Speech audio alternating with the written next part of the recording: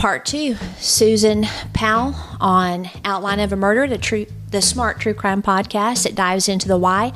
I think this case has presented a lot of good red flags, a lot of good information for people. And with me, the one, the only woman on the planet who I believe has succeeded in life, I'm pretty sure, despite never having a single drop of coffee. Never. The one and only mom. Yes, never.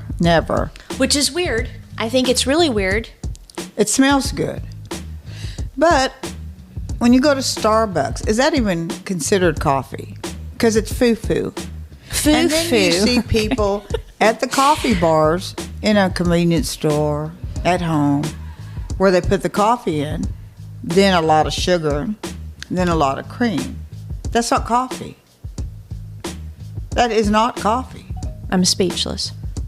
Well, I mean, how is that coffee? There are foo-foo coffee, but that doesn't negate the fact that you've never had like what you would call non-foo-foo coffee. No. Yeah. So me and my husband are coffee connoisseurs. We love coffee. It has to be done just right. So for those of you that do keto, I will tell you one of my favorite combinations, just a side note before we get back into this very depressing case on Susan Powell, is I love good strong like French roast. I always call it French toast by accident, Sumatra. And then I put like half a scoop of collagen powder because I am 48. So you got to keep the skin nice and supple. Then I don't know if I'm succeeding. Then I like half a scoop of chocolate cocoa powder, unsweet. I put in some sweetener and then my keto MC. It's not MC powder. Anyway, it's some type of oil stuff you're supposed to use, but I like the powder, and it's very yummy. You have really a quarter cup of coffee then after you put all the powder. Whatever. Oh, and then I can't forget half a teaspoon of coconut oil. So you're good at your coffee? I'm very good at my coffee. We're not good at our wine. Now, see, we had an agreement. We had a kind of a clink last episode because we can't do that right, obviously. We're newbies to the wine, so if you have any suggestions, you can on our website. But we both voted the Stella Rosa Berry a 5. Yeah, that's the best one. And we are new, and these may not be wines that most people that are wine connoisseurs would drink. Yes, but if you really suggest something, we'll try it. But we like sweet wine. Well, and I can drink a good dry. Like I think I've mentioned, the collection's really good from Target, actually, you know, for a poor person's wine, which we're not poor, but you know what I mean? It's like $10. We're not rich either. But this one, we're going to have you taste. All right. This is, of course, Stella Rosa again, black cherry. Well, the berry's my favorite. I'm not a fan of this one. Yeah, I'm going to give it a 3. And the only reason I'm going to give it a 3 is it's not as tart as I thought it would be because of the black cherry versus the other. But it is a little interesting. I don't know. But your favorite is the green apple, Stella Rosa, right? Or is it the black? It's not bad. You know what? I think I'm going to go up to a 3.5. What would you rate this one? 3.5. Oh. That's what I was thinking. Another clink. Let's see if we can do it right. Okay. Because the first one sip was, oh, that's sour. Yeah, it was. But the more you drink, Which is, well, not like literally the more you drink. But right, the sip, more taste you have. No, my favorites are, I would say they're 5s all the way across, is the Stella Rosa Black, the Stella Rosa Sour Apple, and the Stella Rosa Berry. The black's my first, and the berry's the second. I did sign up for the Wink membership. What's that? It's basically like a wine membership where you can have them shipped to you every month, or you get a credit towards some wine. I've seen those. Yeah, because I am keto, and you know, a lot of wine, the alcohol, the higher it is, or the higher the sugar, it can kick you out of keto. And excuse me, and I had a really good Merlot. Really? It was low sugar. Yeah. So they send them every month? Mm-hmm. But I love cab. Some cabs. There's some I don't like. Pick? Or they just send you? Yeah, you get to pick. So if you don't pick any, you can just keep collecting your credits and then pick a whole bunch of wine. Oh. And I'm really adulting now because I even have a wine holder, like a fancy schmancy wine thing. Well, I'm 64 and I just got my first wine glass holder. Yes. I'm all happy. That Stephen, your husband, put in the freezer. And then put the wine glasses on it. I don't know if that's... The wine people are probably thinking, oh, Lord. So if you do have suggestions, email them. Yes. Well, you can DM us on our Instagram or Facebook. Also, please send us some case suggestions to our website, outlineofamurderpodcast.com. For the seasons, we only do those that we can extract information to help other people, but we always have a mid-season mini-series where we'll have like a themed season. And we mean cases, like stories, not wine. Criminal cases. Well, I mean, I don't know if you want to send a case. We do have a wine fund you can contribute to. Right. Okay. This is part 2 of the Josh Powell case. Actually, Susan Powell. Yeah. You might want to do a recap. Well, basically, at this point, we have a marriage. Very good suggestion, Mom. Mm-hmm. See, that's why you're a true crime sidekick. Thank you, daughter. Yes. But they got married young. Things moved fast. There were some red flags of control, narcissism. It does appear that maybe she felt threatened because of the video she did where she said, in case anything happens to me or my family. So that tells me there were some threats possibly against the boys. And then supposedly on the night of her disappearance, Josh decides to take the boys camping in the middle of a frigid sub-zero blizzard. At midnight. And that she was at home sleeping. The neighbor who last saw her remarked on how different Stephen Powell seemed. He seemed very kind and helpful, which was not the case before. Again, another red flag. And at this point, he has been questioned by police. He has lawyered up, and he's now living with his dad. Susan Powell, to this day, so it's September 12th, 2021, her body has never been found. And Stephen Powell's a whole other story. Stephen Powell at this point the father of Josh. Yeah, so Susan Powell's father-in-law, a pervert who secretly filmed her, collected nail clippings, used feminine hygiene products, her underwear, etc. Over 4,500 photos of her, videos of her. He talked about how much he loved her. He even propositioned her. He was convicted of voyeurism and child pornography, I believe, and was sentenced to prison in 2015, and he got 5 years. And he and Josh, when she disappeared, immediately put on social media. Yeah, they started a website called susanpowell.org, and they wanted to basically bash her and make her journals public knowledge to show, quote, what kind of person she was, that she was a very sexual person. They both kept saying that. And that was what gave the cops the ability to serve a search warrant that then discovered all of the crazy stuff from Stephen. Which they said they didn't have the journals. Yes. And they suspect, obviously, that Josh is involved. And we may be getting into some stuff that you've not heard yet. Because I did a lot of research. You know, like when I tell it really does take a year. You know, writing the scripts, that takes a lot of time. In fact, I was like, Mike, it is taking so much time because you have a business. And he said, well, why don't you do one a month? And I'm all, oh. What a good idea since it's a year we have. Thank you for telling me that after 2 years. Right. I appreciate it.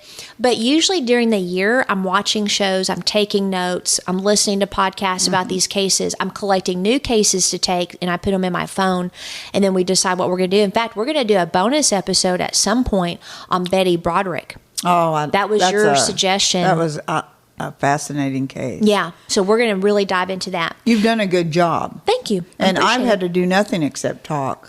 And hopefully the sound quality is better this season. Yeah. But this is the third to the last one.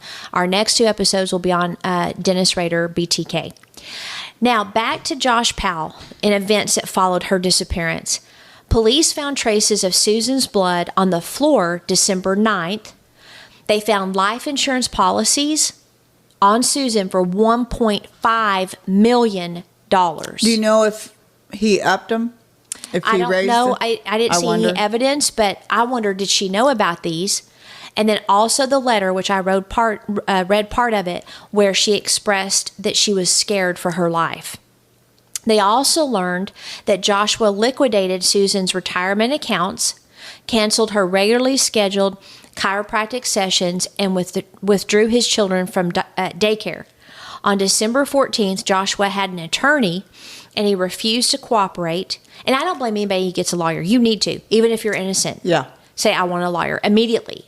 Innocent people always need to get a lawyer. Even though if law enforcement makes it sound like, oh, you have a lawyer, so that means you're guilty. Right. Don't listen. And get also a lawyer. on some of these shows you watch and podcasts, they show that a lot, but it doesn't mean every officer and every interrogation is, oh, well, you have a lawyer, so you must be guilty. Right. I mean, it's not always like that. Well, here's what people need to understand. Even good cops, what they're trying to do is to catch the criminal.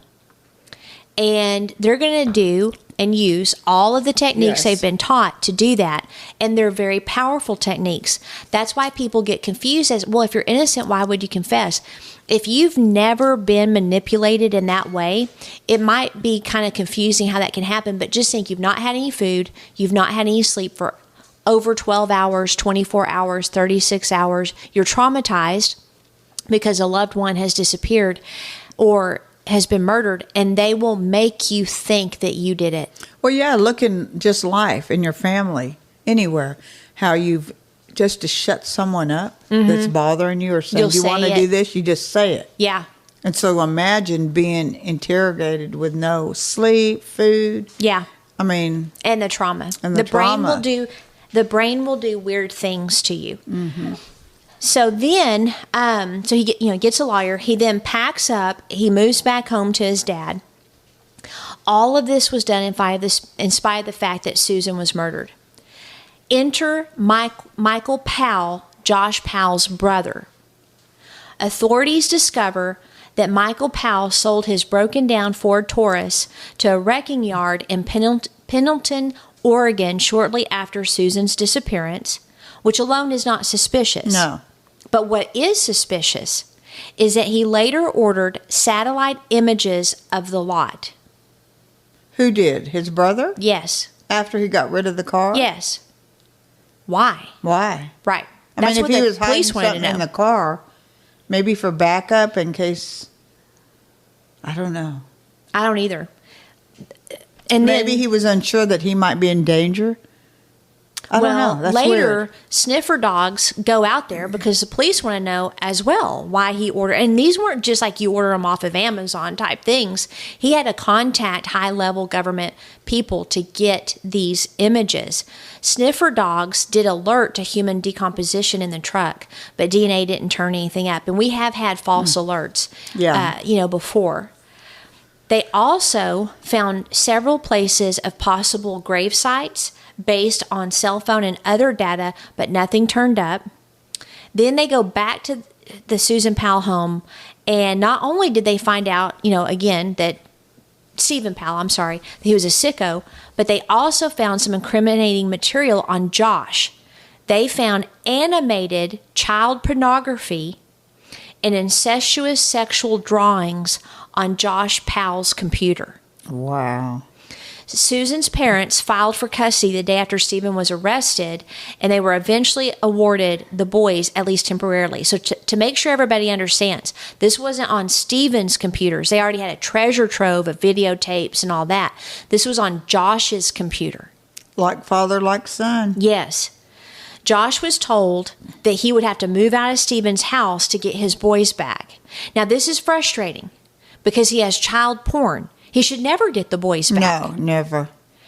That should have stopped custody at all. But he rented a house. Authorities later discovered he didn't actually move in there. He just rented it for appearances. Oh, now that I didn't know. Yes. The boys started talking at this point. So now they're away from their dad, right? They're in the safety of her parents, and they're starting to talk. Josh Powell had told police that Susan had stayed home the night he took the boys camping in a blizzard. Charlie, the oldest, told investigators they were camping at Dinosaur National Park with his mom and little brother. Oh, the mother. They took flowers and crystals with them. See, I would have thought it would have been. Now, I believe that because the flowers and crystal, because they said the mother was into some sort of witchcraft. Well, but I'm surprised. But that, not Susan. I mean, Terica was, but the boys, they took flowers and crystals with them. And Charlie said, my mom stayed where the crystals are because it has so much pretty where the crystals grow. I thought you meant Josh's mother went. No, you're talking about Susan, the mother's boys. So Charlie, the little boy, told investigators and family members that mom went with them that night and that she stayed where the crystals are because it has so much pretty where the crystals grow. Oh. Charlie drew a picture showing him, his brother, and his dad in the family minivan with Josh driving. Police asked where Mommy was, and Charlie said, in the trunk. He added, Mommy did not come back. So I believe I've got some video here. You can never, ever forget, even young children. Remember the case we did with, he was 3 years old? Mm-hmm. Aaron Frazier. They remember and it was just... So this is Charlie right here talking. Mom's gone. She went over there, huh? Say bye-bye, Mommy. Bye-bye, Mom. I'm Dave Cawley, host of the Cold Podcast. That video came off the camera of Josh Powell. Where's she going? I'm going to that. To that building? Is it work? Does Mommy work in that building? Josh recorded it after taking his sons, Charlie and Braden, to visit their mom, Susan Powell, at her work in Salt Lake City, Utah, in April of 2008. Susan disappeared in December of 2009, a year and a half after this video was recorded. The day after she vanished, detectives interviewed her 4-year-old son, Charlie. Where's Mommy at? At work. Mommy's at work? Yeah, and my dad is seeing a police. Now, Josh told police that he had taken his boys out on a camping trip in Utah's West Desert. I didn't hear what he said. He said, Daddy is seeing the police, and he gets like a fussy face. That tells me that Josh has already started talking to the boys to keep their mouths shut. Oh. That's what that tells me, because you can see by his face that kind of bothered him. Excuse me. Bless you. Okay. Early on a Monday morning, with a snowstorm coming in, even though he knew both he and Susan needed to be to work later that morning. And when he talked to the police, he claimed Susan would have tried to go to work. Where would your wife be at? Where would you think she would be at? I don't know. I'm just thinking on her way to work. But not for this long. Josh repeated this story during his second interview with detectives the next day. And this time, it was on video. I think she would have gone to work. Because she would have tried to go to work. I mean, that's what she would have been in the process of doing. What does Mommy do for work? I'm going up. Upstairs? She didn't go to work. We know that. Do you think it was fun to come and visit her? Right? Yeah, she didn't go to work. She didn't go to work. So this idea that Susan would have tried to go to work was very important to Josh. He even went so far as leaving her this voicemail when he was on his way back from the camping trip. Take a listen. Somehow my brain missed the day. I thought today was Sunday. Anyway, hopefully you got to work okay. And, of course, give me a call. I guess we're planning on picking you up. But let me know, because if you have plans afterwards or whatever. That to me is an alibi voice. Yes, it is. Drove to Susan's office after leaving her that message, and it took him 2 hours to get there, even though it was only a 30-mile drive. Hello. I'm out here, so I'm just waiting for you. So anyway, I'm in front. Okay, talk to you soon. Bye. You went to her work, right? To pick her up. What time did you get there?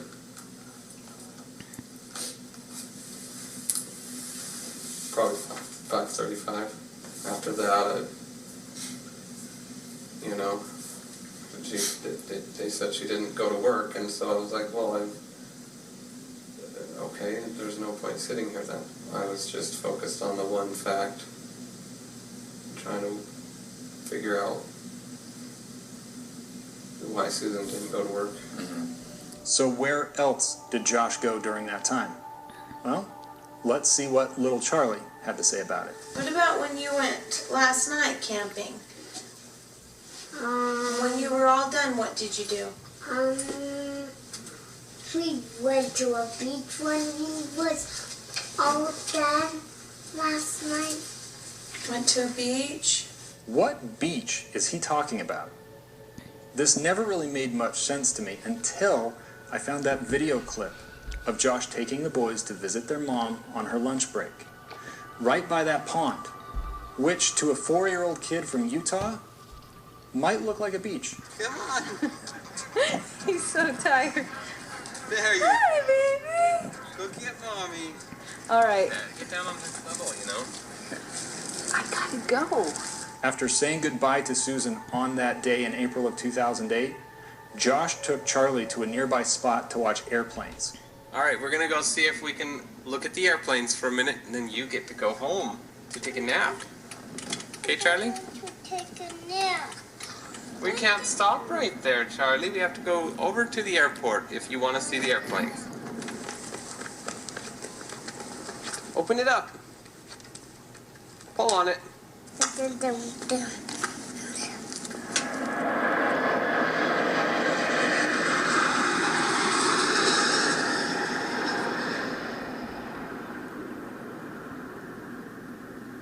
Come back here now.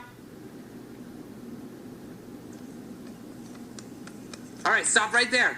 Tell me what you think of that airplane. Come here. Look at me and tell me what you think of it. Come on. Okay, that kid is pretty dang cute. But let's step back to that interview between Charlie and the detective. Guess what else he said about their camping trip? How did you guys get to where you were camping? We got in the airplane, and the airplane went to Dinosaur National Park. And then what did you do when you were done camping? Go home. You went home? We went home in the airplane. So what was Charlie trying to tell us? He went to the beach after camping. Well, that pond near Susan's work was a place very familiar to Charlie. And in fact, Josh's photos and videos show they visited there repeatedly.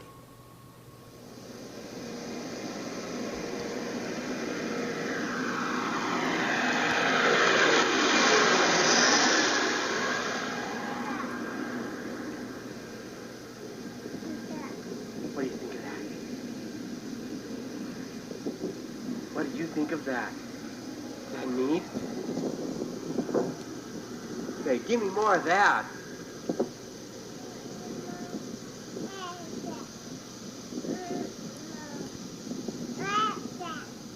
Yeah, airplane. So what do you think? Could Josh have left Susan at the beach or near the airplanes? Would he have gone into that office complex late on a Sunday night when all those buildings were dark in the cold of December and left her body there? And was he telling police where to look for Susan during those interviews? You know, if it's her day off, she sleeps in. And if it's her day to work, she gets up and goes to work. Right. And Braden's in the car. Charlie, where's the river?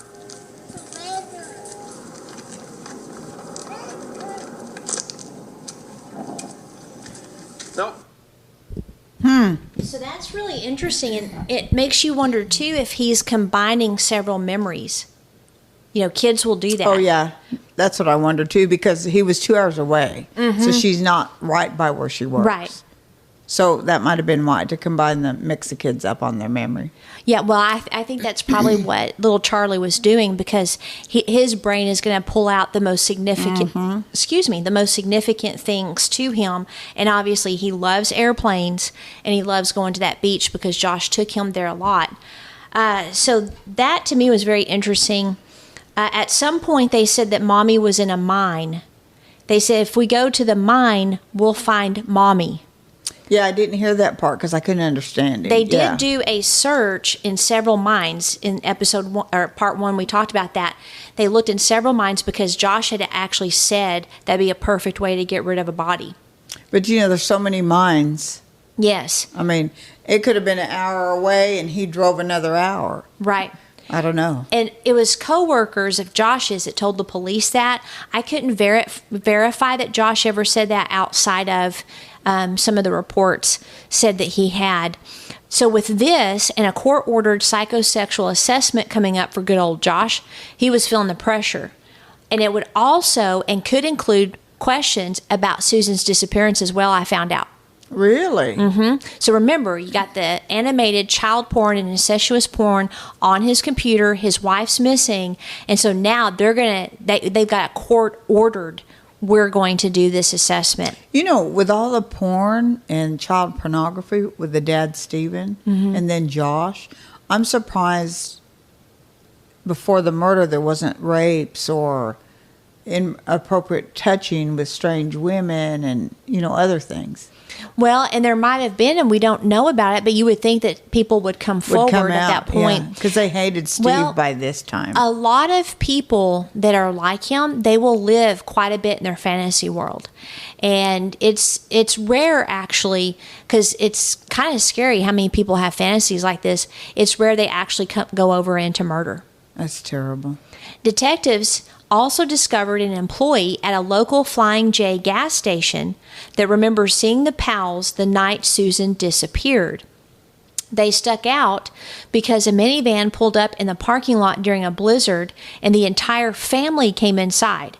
She said that she thought it was so weird to see a family in the middle of the night in a blizzard like that. She said that the man was wearing a leather jacket, had dark hair and a goatee, and was holding a toddler and chasing another little boy saying, "Hey, Charlie." So that fits his description perfectly. Well, yeah, the names. And he wears a black leather jacket, so too. Did she see Susan also? Yes. Because Charlie said she was in the trunk.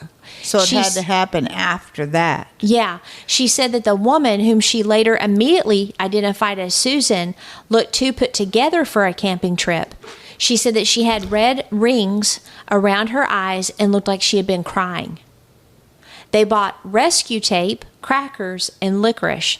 The man called out to one of the boys waiting at the door, "Hang on a minute, let me buy this and we'll go camping." He paid in cash and then used the change to top off the gas tank.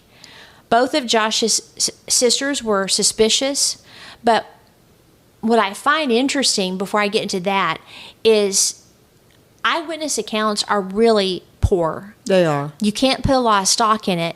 But so either this lady's making it up with several details, or she legitimately saw someone who looks like Josh with a lady that she identified as Susan with two young boys. And the van. And if she was crying and in distress, that's very interesting. Yeah, I tend to believe her. So the one sister named Jennifer was especially suspicious of Josh.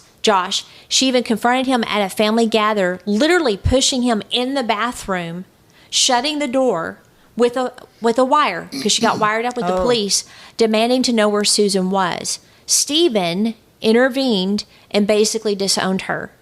The other sister later took back her statements and said she didn't believe Josh did it. I wonder what made her change her mind. I don't know. You go camping. Your wife's not around after you go camping. I mean, it doesn't take a rocket scientist. Right. In spite of how egotistical, controlling, and a poop bird Josh is, everyone said he was actually a good dad. And you can tell from the videos. Yeah. He looked like a really good dad. But what had he not done what he did, no telling what he would have become. He'd have been like his father, I think. Here's where just viewer discretion is warranted.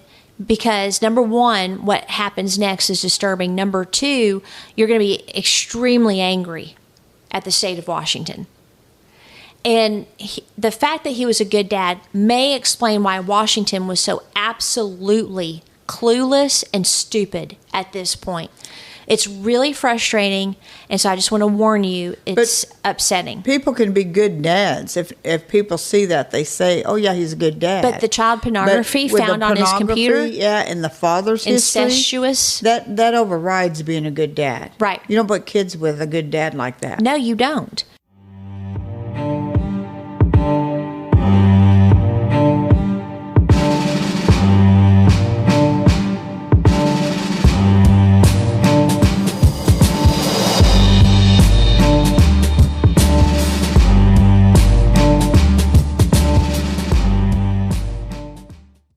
And so in spite of the disappearance of Susan, Josh's child pornography, his father's obsession with Susan, and even Michael's possible involvement in the case, and don't forget that and don't forget that he was lying about moving out. Remember? Because he rented the house, but he didn't live there. They gave Josh supervised visits with the boys, which were supposed to take place on an official and neutral location. But for some reason, the courts ordered that Josh could have supervised visits at his house. I'm assuming the fake rented one. On February 5th, 2012, caseworker Elizabeth Griffin Hall pulled up into the driveway and the boys barreled out of the vehicle with her following. There are some reports the boys didn't want to see their dad, but I'm not sure about that by the way they ran up to the house. Like they were excited. Others said that they wanted to live with their dad again and they would light up on visitation days. The boys ran into the house, and Elizabeth, she's a few steps behind. We've all, if you've had kids, they run ahead, and you're just right behind. Before she could reach the door, Josh pulled the boys in real quick, slammed it, and locked it. Elizabeth is obviously alarmed, and she pounded on the door, demanding to be let in.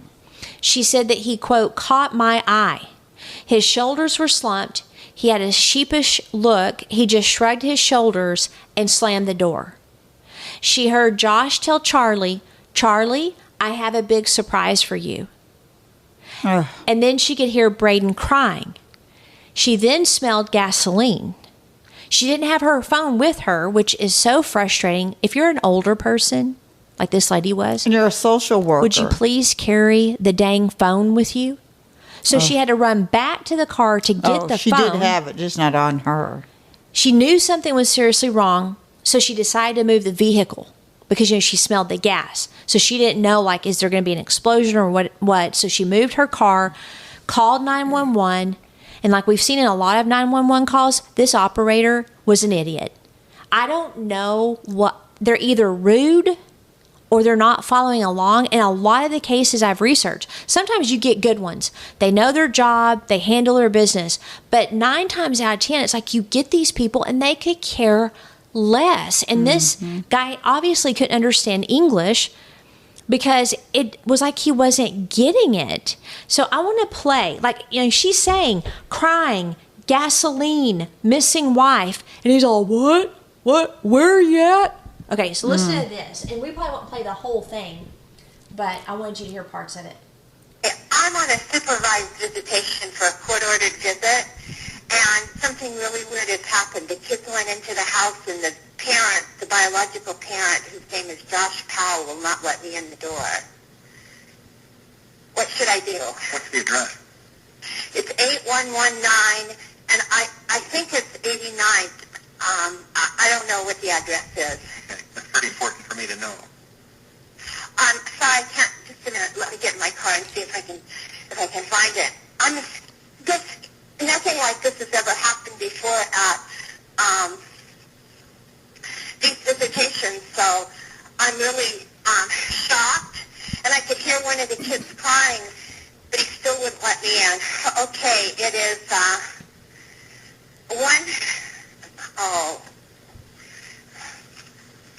just a minute, I have it here. You can't find me by GPS? No.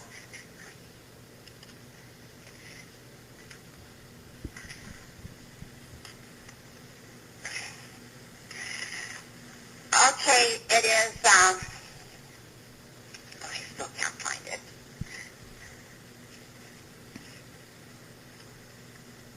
While she's looking, I'm thinking another thing that might be important for a social worker is to know the address of the location that Oh, you're taking I the know. Or, are you there? Yes, ma'am. I'm just waiting to know where you are. Okay, it's 8119 189th Street, Port East, Puyallup, 98375. And I'd like to pull out of the driveway because I smell gasoline and he won't let me in. You want to pull out of the driveway because you smell gasoline, but he won't let you... He won't let me in. He won't let you out of the driveway? He won't let me in the house. Whose house Got is the it? kids in the house and he won't let me in. It's a supervised visit. I understand. Whose house is it? Josh Powell. Okay, so you don't live there, right? No, I don't. No, I'm contracted to the state to provide supervised visitation. I see. Okay. And who is there to exercise their visitation? I am. And the visit is with Josh Powell. And who And supervises? he's the husband that I supervise. So you supervise and you're doing the visit? Yeah, You I supervise yourself? I supervise myself. I'm the supervisor here. Wait a minute. If it's a supervised visit, you can't supervise yourself. If you're the I do visitor. supervise myself. I'm the supervisor for the supervised visit. Okay, well, aren't you the one making the visit? Or is there another I'm the one. parent that you're supervising? No, I'm the one that supervises. I pick up the kids at their grandparents. Yes. And then who visits with the children? Josh Powell. Okay, so you're supposed to be there to supervise Josh Powell's visit with the children. Yes, that's correct. And how did... And he's the husband of missing Susan Powell. This is a high-profile case. How did he gain access to the children before you got there? This guy is Oh. an idiot. Did he get fired, I hope? so. Because here's... He gets on hold waiting, and I believe in 2000 they did and are able to track a call. I was so infuriated with this call, and this is just a little part of it. At one point, and we'll listen to some more of it, but she's like yelling at him, "This is Josh Powell. Have you not heard of this? Susan Powell's missing." It's like, okay, first of all, who the hell cares who is supposed to be visiting with who? You get the address, you hear... a little bit frustrated. Oh, yeah. So Yeah. you hear that there's gasoline and there's two little boys. All you need to know is the address. You get help there. And she's While mentioned- you're getting help there, Yes. sir, then you can ask your Yes. stupid questions because you obviously don't know English. So that is the most frustrating part for me in this entire situation. Okay? So Yeah. we're going to listen to a little bit more, but I wish I And could- she told him how many times? 4 times? It's Joshua Powell. I'm stepping back of them. Okay, so they went into the house and then he locked you out. Yeah, he shut the door right in my face. All right, now it's clear. Your last name? My name is Elizabeth Griffin Hall. Griffin Hall is hyphenated? Yes. And what's your phone number, Elizabeth? This cell phone number is, this is a supervised visit. 2. Braden is 5 and Charlie is 7. 2 L's? 2 L's at the end of Powell? Yes. His first name? His first name is Josh. Which he Black, mentioned. White, Asian, Hispanic, Native? He's white.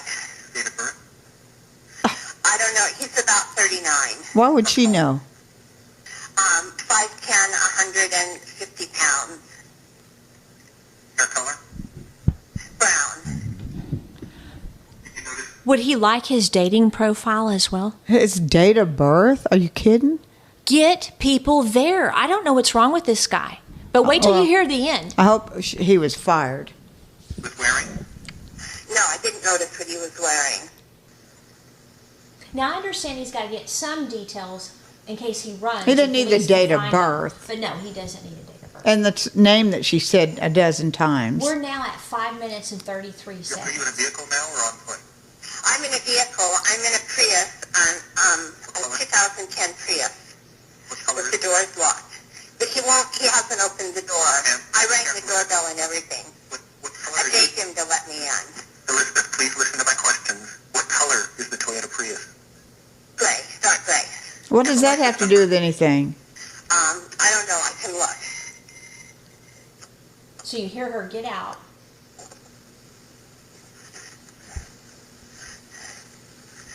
750ZMH. Zebra Mary Henry? Yes. Her license. That's just unbelievable. Somebody look for you there. Okay, how long will it be? I don't know, ma'am. They have to respond to emergency, life-threatening situations first. The first available deputy. Well, this could be life-threatening. He went to court on Wednesday, and he didn't get his kids back. And this is really, I'm afraid for their lives. Okay, has he threatened the lives of the children previously? I have no idea. All right. We'll have the first available deputy contact you. Thank you. Bye. So he wasted 5 minutes. 6 minutes, 47 seconds. And they could have had someone out there maybe. Save those boys. Yeah, he's incompetent, and hopefully he was fired immediately. He later said that he was aware of Josh Powell of poop, Josh Powell, but he didn't immediately connect his name with the frantic 911 call. Well, it's a frantic call. Well, she said they're in danger, but yet you need her license plate. And the plate. missing woman, Susan Powell. Oh, boy. And notice Elizabeth had to repeat the address over and over, plus details at this point don't matter. Just please get someone. The color of her car. I don't know what the phrase gasoline, I smell gasoline. And there's 2 boys. Supervised visit, why you can't get the next available. They only deal with emergency, life-threatening situations. I don't even have words. If I keep going, I'm just going to sound like an idiot. So, so she hung up and she called her investigator. And while she was explaining that something was very wrong, the house exploded. Wow. And Josh, Charlie, and Braden were burned to death. The police took their sweet time. They got there 22 minutes later, to be exact. Because apparently that's not a life-threatening emergency. I would have sued the HEM double hockey sticks out of those people. Josh had been playing this for a while, too. He gave away toys and books that he kept for the boys. I remember that. He filled 5-gallon, let me see if I can find the picture of, okay, so this is a house that burned. This is one of the gas cans, I believe, that they found at the scene of these sweet little boys that burned to death. And remember, they were in the custody of Susan's dad. And I'm sure it was, dramatic. I mean, they lost their mother, and they're having to go back and forth between their dad. And, he burned the house up. But it gets worse.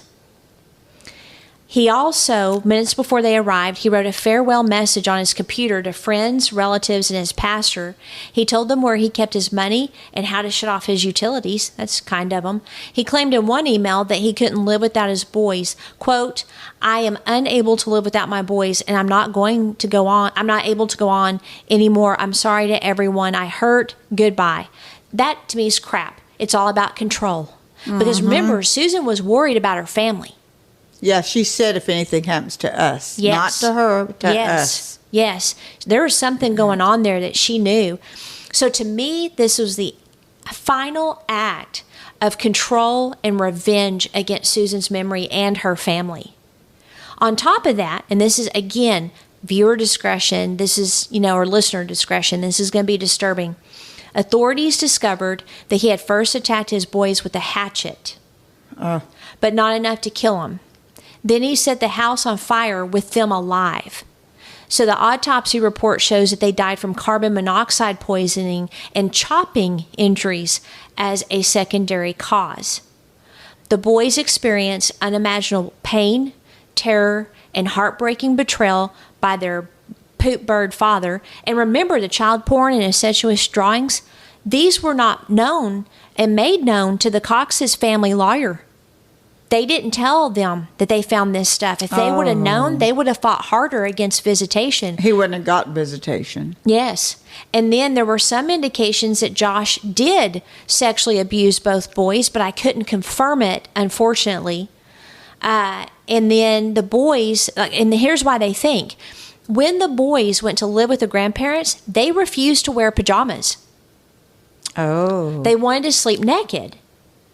And so the grandparents like, no, you need to wear, pajamas. They said, well, Daddy said it's okay to sleep naked. And then Charlie later explained that they slept naked with their naked father. One drew a picture of a child next to an adult with the words, "Don't play with me." Wow. And then Braden had a fungal skin infection that is often contracted through sexual contact. I wonder if Josh, I would bet that he was molested by his cuckoo-ass father. Probably. Stephen. Yeah, it's the whole thing's disgusting. Washington State, how they handled this whole case is disgusting. And the poor social worker, I'm sure, was traumatized.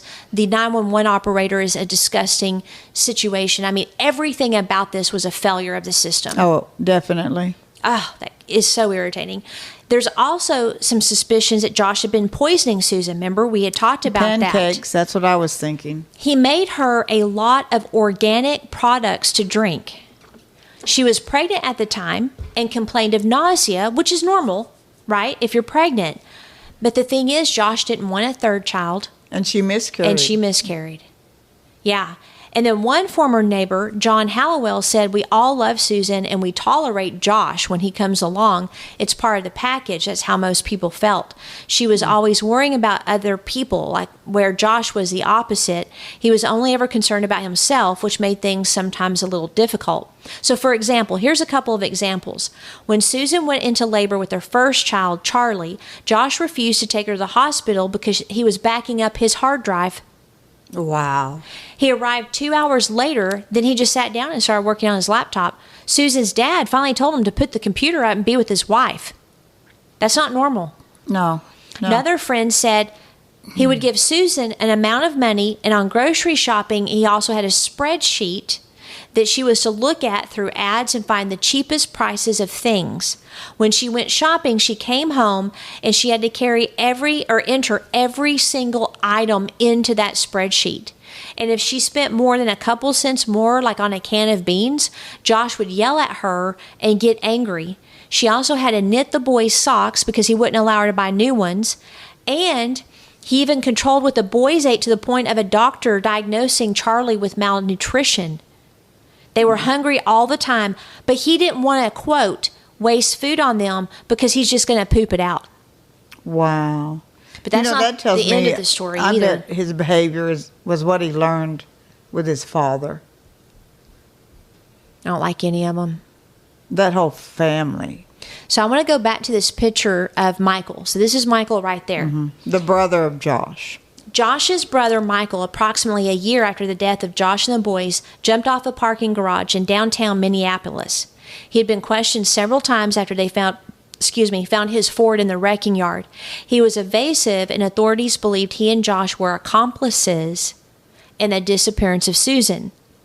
At this point, they believe she's murdered. He was considered the, quote, good member of the Powell family. He seemed the least troubled, and he was getting a doctoral degree in cognitive science at the University of Minnesota. He had also served 5 years in the U.S. Army as a signals analyst and human intelligence collector, whatever that is.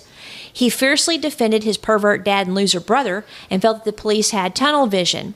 He felt that charges against his dad were fabricated to, quote, inflict maximum damage to the Powell family's reputation and long-term financial situation. But it's on the computer. There's letters. There's videos. Yeah, they're blind. How Him and is the that? other sister. How did the police... I mean, that's so stupid. At the time of his death, Michael was fighting Susan's parents for the $1.5 million in insurance policies issued to Josh, Charlie, and Braden. Josh had changed his primary beneficiary to Michael rather than Susan 4 months before he murdered his wife. Some believe that was a payoff for him lying repeatedly under oath for his brother. I don't know. But either way, police discovered that Josh and Michael had created a Facebook account under a bogus name to spy on a group that was dedicated to searching for Susan's body so they could keep it updated. He lied to authorities and said he almost never used Facebook while failing to tell them about the secret account. The police used all of this to try to draw Josh out by saying publicly they were going to search for Susan in some mine shafts by Eli, Nevada. The brothers discussed inserting false information into the group to distract attention from Josh. Police also believed he helped him get rid of Susan's body in his old car that he later took to the junkyard and then later ordered satellite imagery of the salvage yard in October of 2011. See, the satellite imaging is confusing. Why would he do that? I have no idea. The only thing I'm wondering is, does he think there's anything incriminating on the imagery, or is he looking to see if the vehicle has been crushed at this point? Because if the vehicle has been crushed, they can't get evidence out of it. Yeah, but he could just go to the yard. But that and would be look. suspicious. Why would be like, why are you so concerned if this vehicle's crushed? Yeah, it'd be better to come up with the excuse, oh, well, I changed my mind, I want my car or truck. Yeah. Than it would be to order satellite imaging. Susan Strange. Powell, the poop bird that started it all, was released from jail in 2017. He died the following year in July from heart problems at the age of 68. Oh, well. So now we have Susan's missing to this day, obviously murdered. Josh brutally attacked his little boys with an axe and then burned all of them in a fire. Michael committed suicide and Stephen Powell died. And so now we have the Cox family to finish up. They had a burning question. Would Charlie and Braden be alive today if Washington's Department of Social and Health Services had kept them away with their father, which is obvious? Yes. They decided to take it to civil court.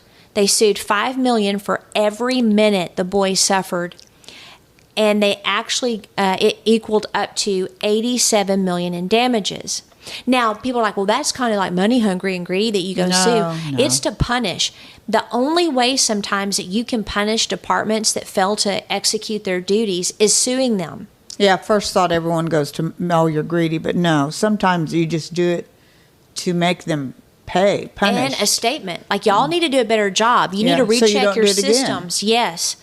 The Cox family learned from unsealed documents that the blood found on the door next to the sofa in the living room where the carpet had recently been cleaned, which is why the fans were running, they didn't know about that blood.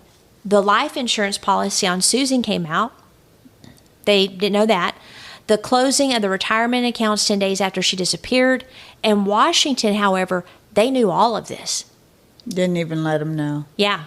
Now, the caseworker was exempt, but they felt that allowing the boys to go to Josh's home versus a neutral location like they were supposed to be it gave Josh too much control to do exactly what he did.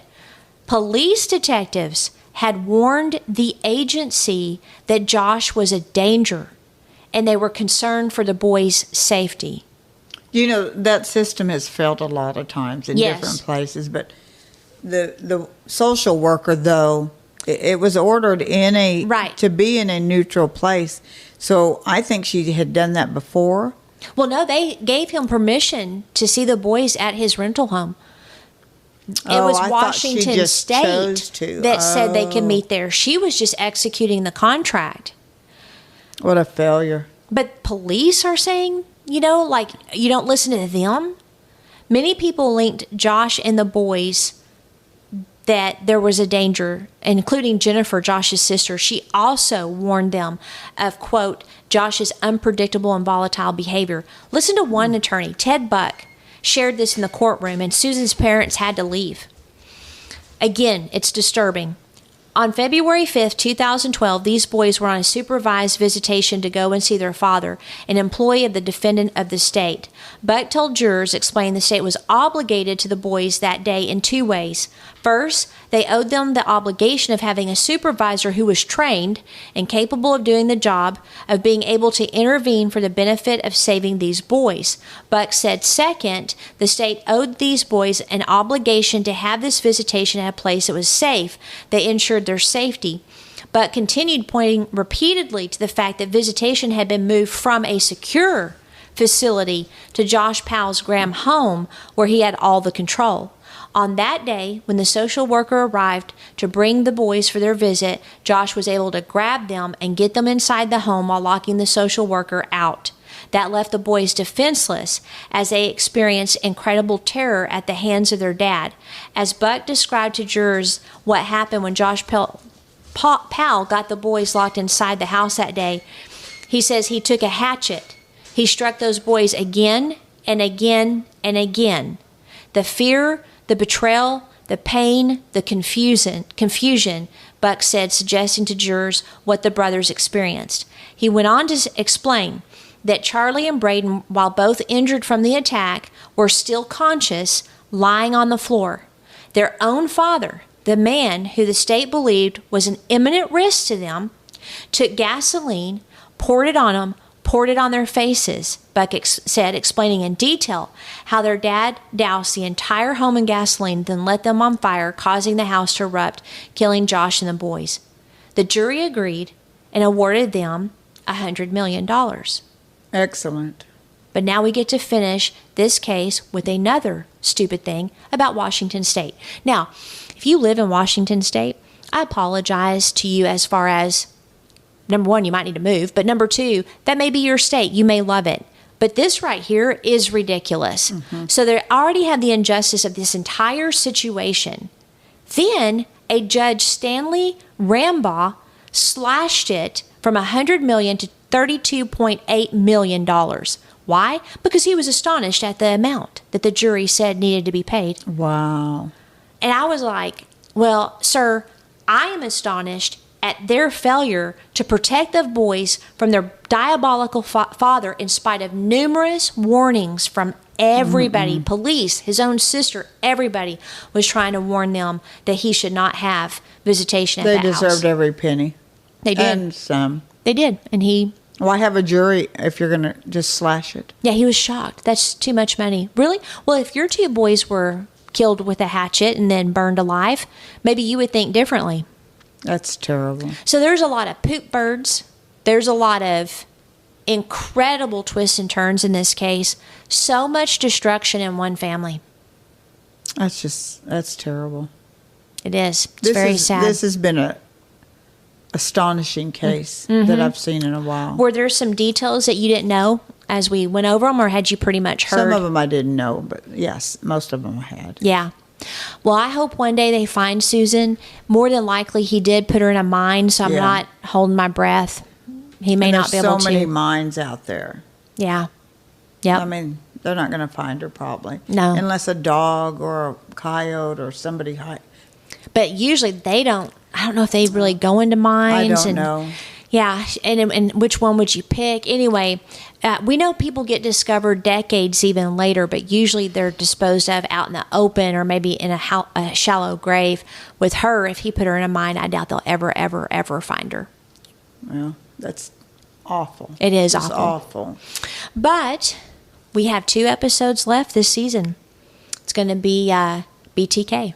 And then in March, we have our miniseries. Old cases miniseries. Yes. And just so you know, every season we end with the scariest of all. You know, It's like you go through the season like, hey, this is a red flag, that's a red flag, pay attention to that, et cetera, et cetera. And then we always end with someone where no matter what you did, more than likely there was nothing you could have done. Yeah. We've had cases like that before. That'll be BTK. Yeah. All right. Well, let's go ahead and end this one, and we'll get started on the next. But you'll be proud, Sherry.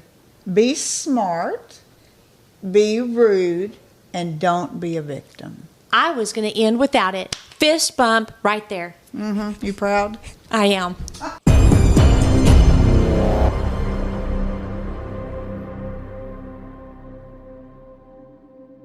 Outline of a Murder is a Mr. Joseph production. What do you think, Joseph?